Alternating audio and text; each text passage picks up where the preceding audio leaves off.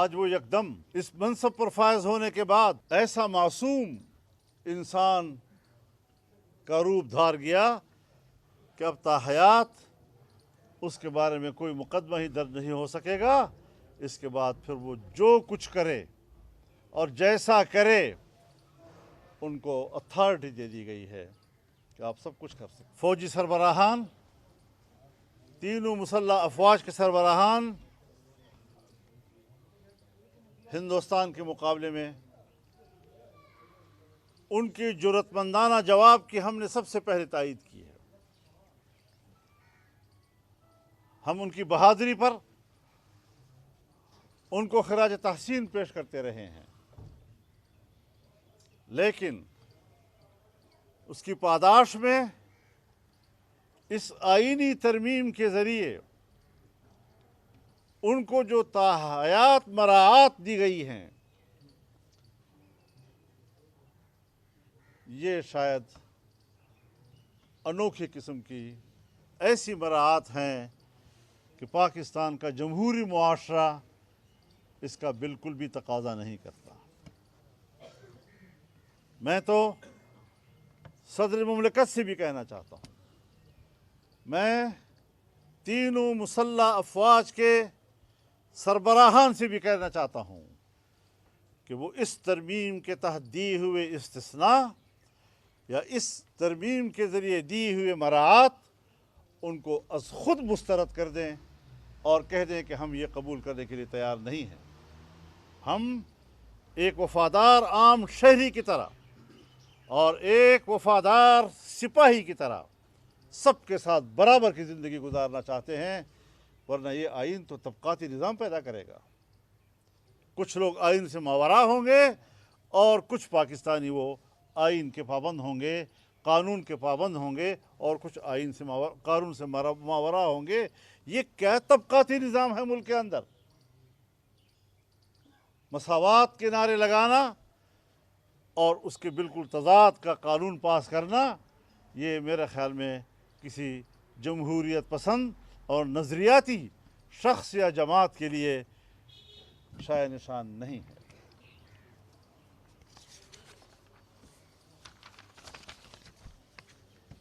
صرف یہ نہیں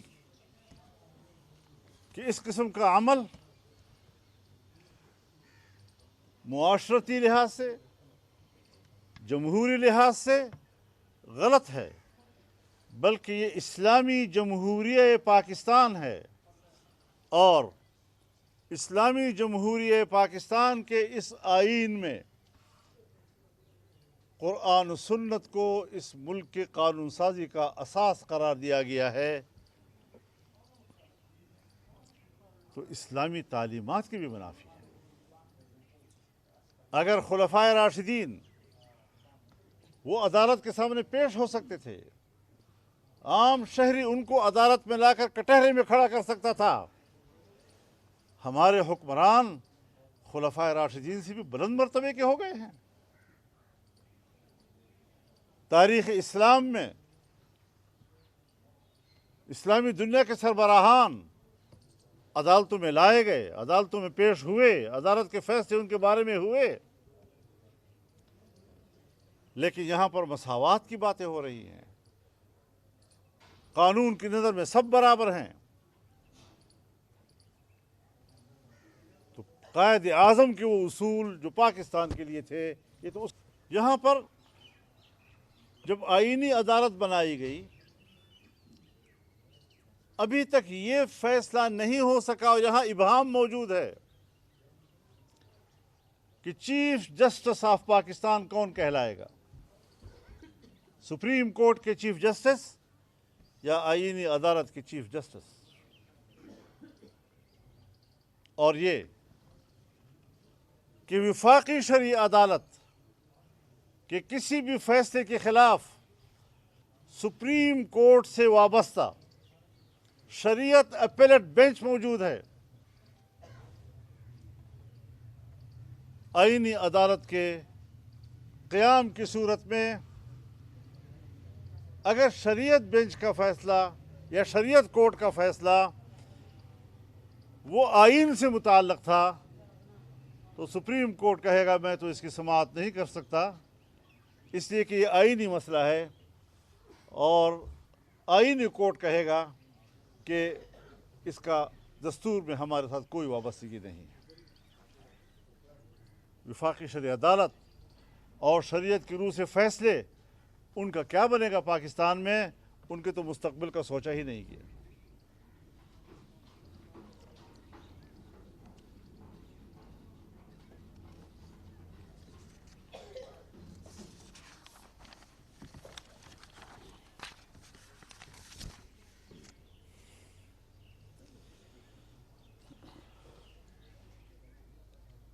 ہمارا یہ مطالبہ ہے کہ فیڈرل شریعت کورٹ اور سپریم کورٹ شریعت اپیلیٹ بینچ کو فعال بنایا جائے۔ فیڈرل شریعت کورٹ ایک لمبے عرصے سے نامکمل ہے۔ 2 علماء کرام ان کے مستقل اراکین ہیں تاکہ شریعت کی روح سے کورٹ کی رہنمائی کر سکیں، لیکن ان 2 ججز کا علماء کی صورت میں آج تک انتخاب نہیں ہو رہا، ان کی نامزدگی نہیں ہو رہی۔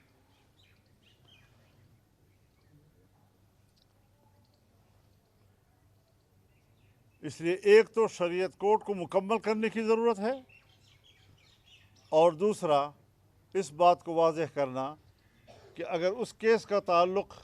آئینی معاملات کے ساتھ ہو تو اس کی اپیل کہاں کی جائے، اس کو آئین میں واضح نہیں کیا گیا۔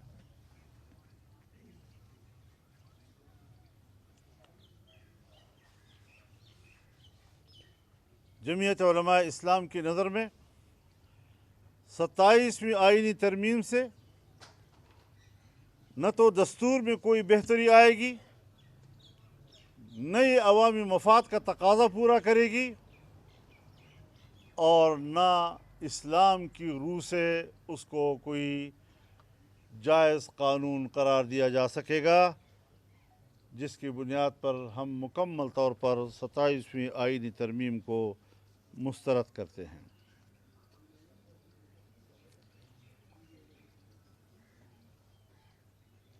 اس پر تو قانونی ماہرین بھی رائے دے رہے ہیں کہ خاص طور پر عدالتوں کو حکومتی کنٹرول میں لانا، اگر تو اس میں پارلیمنٹ کا رول ہے تو پارلیمنٹ کے رول کی حد تک تو بینچ میں بھی ہم نے اس کا اتفاق رائے کیا تھا اور ترمیم آئی تھی، لیکن اس میں مزید جو تبدیلیاں کی گئی ہیں اس کے بعد حکومت ان کو ہر لحاظ سے اپنے پنجے میں رکھنا چاہتی ہے، تو آزاد عدلیہ کا تصور کہاں رہے گا؟ یہ تو ہوا 27ویں ترمیم کے حوالے سے ہمارا موقف۔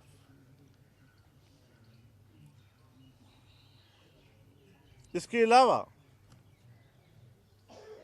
کچھ قانون سازیاں ہوئی ہیں۔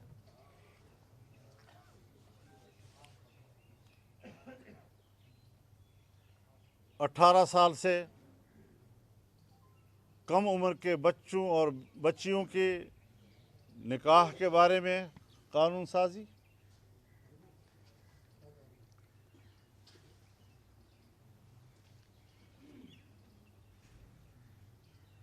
ٹرانسجینڈر کے حوالے سے قانون سازی، اور گھریلو تشدد کے حوالے سے قانون سازی۔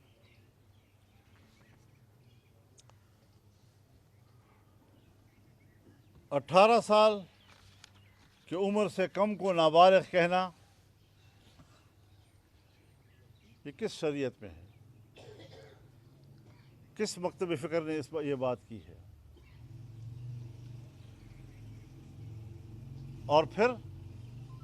قانون کو یہاں تک سخت کرنا کہ اگر 18 سال سے پہلے شادی ہوئی، نکاح ہوا،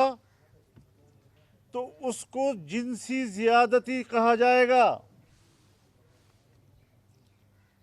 اور